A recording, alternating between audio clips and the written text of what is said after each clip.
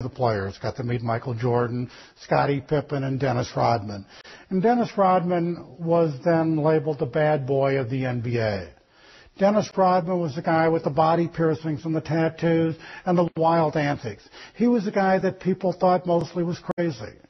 But Dennis Rodman was also probably the most motivated person on that team. Dennis Rodman was also the leading rebounder in the NBA. Now, Dennis Rodman would do some things during the warm-up. Everybody else would be out there on the floor practicing, dribbling, shooting, doing all of the calisthenics. And Dennis would be sitting over there with a towel over his head, sitting on the bench, wearing his earpieces, listening to a recording. And it would aggravate the heck out of Phil, the coach, and it would aggravate the heck out of his teammates. And whenever somebody would ask Dennis what he's doing, he would say he's listening to Pearl Jam, a band that was very popular back in 1997.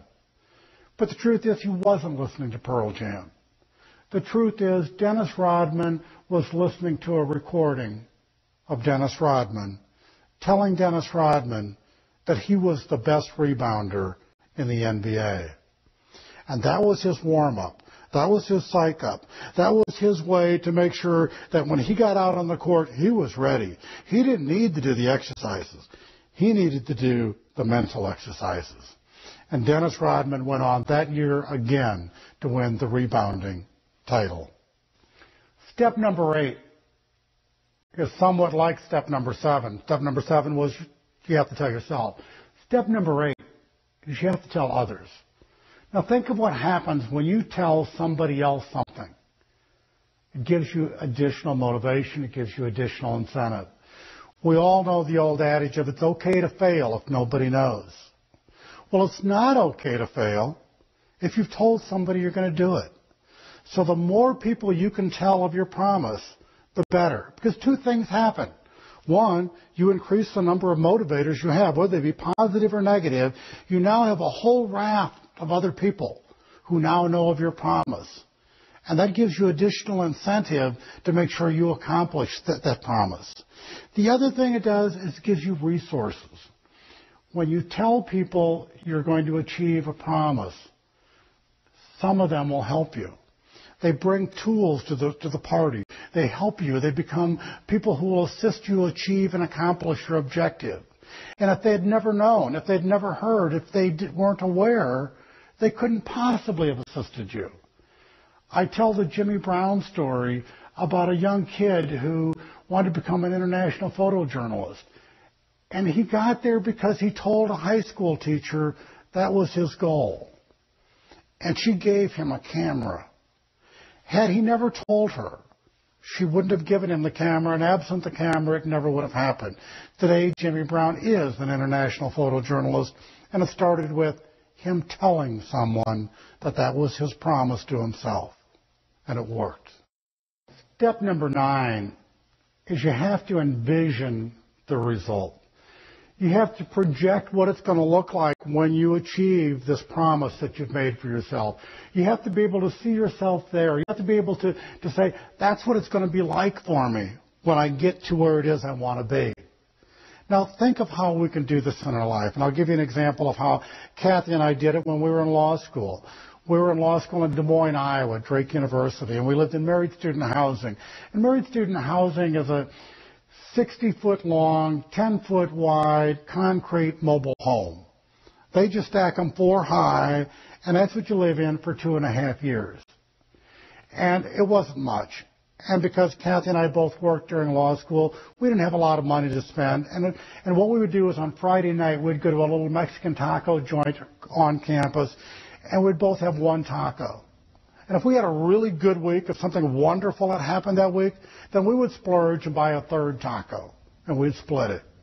And that was our entire social life for 2.5 years.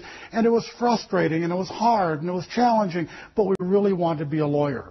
We really wanted to have a chance to get a better education. We wanted to have a chance to have a career where we might be able to succeed financially. And we needed to be constantly motivated because it was hard, and it was a 2.5-year process. So what we would do is we'd get in our car, and it was a beat-up old piece of crap car, and we'd drive through a very rich and affluent neighborhood. It was called Tonawanda Drive. And back then, this is in the 70s, and the houses probably were only $500,000 houses. But to us, they were mansions. They were beyond anything we could imagine. They were beyond things we could ever hope for. And yet, because we wanted to become a lawyer, we had set our goal to be in that kind of a house. So we'd drive downtown and want to drive, and we would mentally shop. Which house would we want to buy? Which house would we want to live in? What would we do to that house? How would we change it? Why do we like this house better than that one? And we role-played our way right into it, believing that we were going to have a house like that. Those were $500,000 houses. Today, Kathy and I live in a $2 million house. We succeeded by being able to envision the result before it ever happened. You need to be able to see yourself in the moment of success. I've now given you the 9 steps to achieve any goal. And these 9 steps work. And they have worked for thousands of people over the last 20 years. And they have produced the kind of type of results that I shared with you earlier. Now, they may look like child's play, and they may look like common sense, and they may look like things you've heard from other people before. But I'm telling you, if you do these 9 things, and if you do them religiously, and if you do them with the vim and the vigor and the effort and the energy that I've asked you to do, that any goal you set for yourself, any promise you make, you'll be able to achieve. Now, in order to do that, there's one more step. You need to be able to review this process every single day of your life. You need to stay focused on what it is you're doing.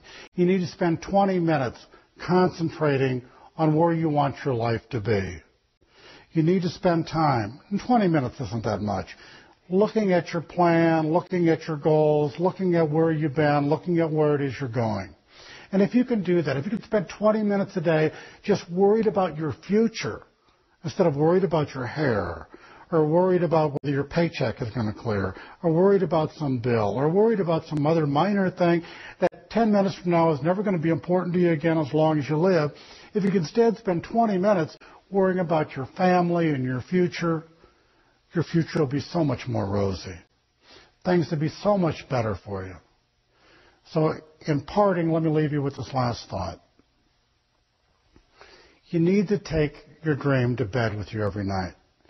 As you lay down and you're ready to go to sleep, the last thought, the thought you should try to go to sleep with, is you envisioning yourself succeeding. You seeing yourself in the life and the role and the status and the location that you aspire to be. Number 1, it's a pleasant thought. Number 2, it'll allow you to go to sleep quickly. And number 3, it gives your brain something to do while you're sleeping. When I tell you to envision the result and to see yourself and to take this dream to bed with you at night, what I'm really telling you to do is use your imagination for a positive rather than for a negative. Every one of us has worried about something. And when you think about it, what is worry? Worry is using our imagination to presume that the worst is going to occur.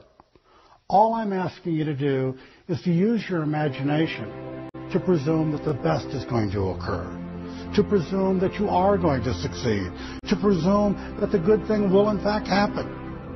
It's just as easy to think about the good thing as it is to worry about the bad thing. So good luck. If I can help, please give me a call. Thank you.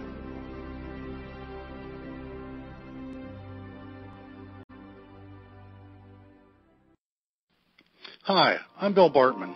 I want to personally thank you for listening to my audio, 9 Steps to Set and Achieve Any Goal. I hope you enjoyed it. If you'd like even more information on how to create and achieve your promise plan, I have something special for you. You are obviously a take action person because you've listened to this entire audio. I've always rewarded take action people in my businesses. Go to a private page at www.billsoffer.com where I have a special offer just for you. That's www.billsoffer.com, and that's spelled BILLSOFFER.com. I hope we get a chance to meet someday. And thanks again for listening to my audio.